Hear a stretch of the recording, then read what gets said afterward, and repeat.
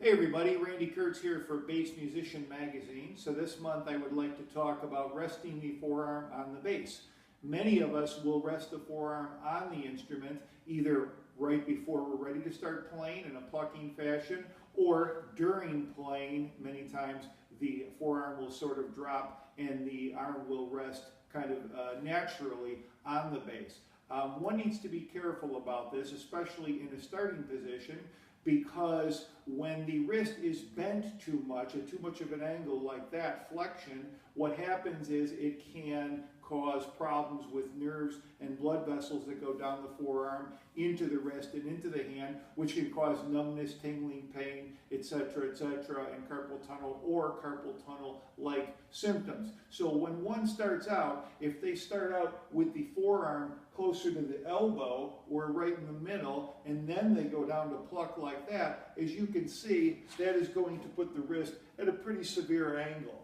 If the wrist naturally hangs down more close to the wrist, it is not going to be as severe of an angle. As you can see, it's going to be more like that, which is closer to neutral and is more of an angle that will not lead to problems and symptoms like we just talked about. So I don't really recommend resting the forearm on the instrument, but if you're going to, it's a better idea to do it closer to the wrist and not back here closer to the elbow. And also to keep in mind, when you do this, if you start out that way, that when you bend your wrist like that, you're going to bend it even more when playing, especially on the lower strings, meaning like the E and maybe the B if you have one, and this is going to cause those problems that we talked about. So my recommendation really is to not rest the forearm on the instrument at all, but to try to keep it up and keep it moving in such a way that it doesn't rest directly on there and cause compression.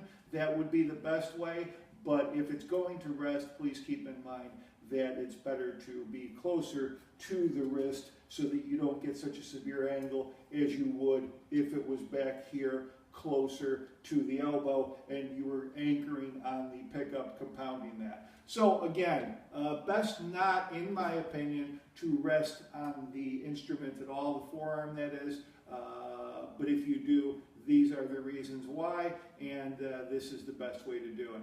Until next time, Randy Kertz signing off. My book, The Basis Guide to Injury Management, Prevention, and Better Health, always available at www.drkertz.com, where I also do Skype consultations.